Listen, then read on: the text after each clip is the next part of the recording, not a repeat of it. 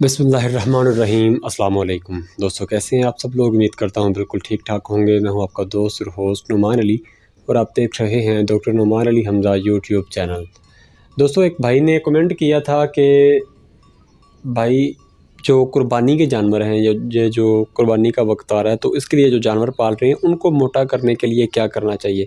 تو صرف ان جانوروں کو موٹا کرنے کے لیے نہیں، بلکہ آپ نے کسی بھی جانور کو اگر موٹا کرنا ہے تو ظاہر سی بات ہے کہ اس کو آپ نے خوراک ایسی دینی ہے جو جانور کی پروٹین کا لیول ہائی کرے، جانور کی پروٹین بڑھائے، جانور کا جو ہے موٹاپے کی طرف جانور کو لے کر جائے۔ تو آج کی اس ویڈیو میں ہم اسی چیز کے متعلق بات کریں گے کہ کون کون سی چیزیں ہوتی ہیں جن کو آپ نے اپنایا نہیں ہوتا، یا جن چیزوں کو آپ نے استعمال نہیں کیا ہوتا، جس کی وجہ سے آپ کا جانور جو ہے وہ بہتری کی طرف کہہ لیں کہ نہیں جا رہا ہوتا۔ تو سب سے پہلے نمبر پر ہوتی ہے ڈیورمنگ۔ موسٹلی لوگ ڈیورمنگ کرواتے ہی نہیں ہیں۔ لوگوں کو یہ تو پتہ ہے کہ قربانی کے لیے جانور جو ہیں وہ موٹے ہونے چاہیے، لیکن انہیں یہ علم نہیں ہوتا کہ ان کے جانوروں کے پیٹ کے اندر یا پھر انتڑیوں کے اندر یا پھر جسم کے اندر کسی بھی جگہ پر کرم ہو سکتے ہیں جن کی وجہ سے جانور جو ہے وہ موٹاپے کی طرف نہیں جاتا۔ تو سب سے پہلے نمبر پر جانور کی ڈیورمنگ ضروری ہے۔ اس کے لیے آپ کوئی ڈرنچ استعمال کر سکتے ہیں، یعنی کہ پلانے والی دوائی استعمال کر سکتے ہیں، یا پھر آپ جانور کو انجیکشن لگا سکتے ہیں، نیٹاکسل، نائٹراکس وغیرہ جیسا کوئی بھی انجیکشن آپ لگا سکتے ہیں۔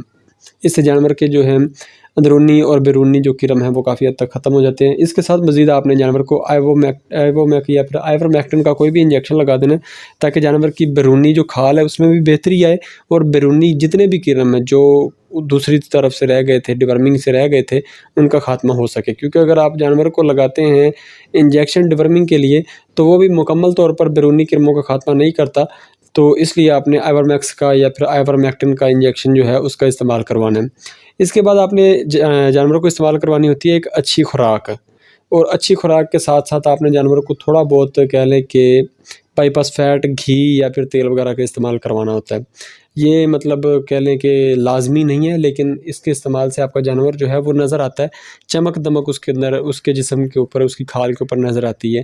تو اگر سردی کا موسم ہو، جیسا کہ میں صرف قربانی کے حساب سے بات نہیں کر رہا، تو اگر سردی کا موسم ہو تو آپ جانور کو بائی پاس فیٹ بھی استعمال کروا سکتے ہیں اور گھی استعمال کروا سکتے ہیں۔ لیکن اگر گرمی کا موسم ہے، جیسا کہ آج کل کا موسم ہے، اور آپ نے قربانی کے لیے جانور کو تیار کرنا ہے، تو اس حساب سے آپ کو ضرورت ہے کہ آپ جانور کو تیل استعمال کروائیں یا پھر بائی پاس فیٹ کا استعمال کروائیں، ساتھ میں ونڈے وغیرہ کا استعمال کروائیں۔ جانور کو پانی جو ہے وہ کھلا استعمال کروائیں، تاکہ جانور اپنی مرضی سے جب چاہے پانی پیے، اور اس طرح سے اس کے اوپر کسی طرح کا جو ہے گرم خوراک جو ہے اس کا برا اثر نہ پڑے۔ اس کے ساتھ آپ جانور کو نہلائیں وغیرہ، تاکہ وہ خوشگوار ماحول میں رہے اور مزید اپنی جو گروتھ ہے یا پھر موٹاپا ہے اس کے اوپر زیادہ سے زیادہ آئے۔ تو یہی تھی میری آج کی ویڈیو۔ امید ہے ویڈیو آپ کو اچھی لگی ہوگی۔ اگر ویڈیو اچھی لگی ہو تو لائک کیجئے، دوستوں کے ساتھ شیئر کیجئے، اور کمنٹ سیکشن میں اپنی رائے کا اظہار ضرور کیجئے گا۔ تو دوستوں، اپنا خیال رکھیے، گھر والوں کا خیال رکھیے، اور مجھے دعاؤں میں یاد رکھیے گا۔ اللہ حافظ۔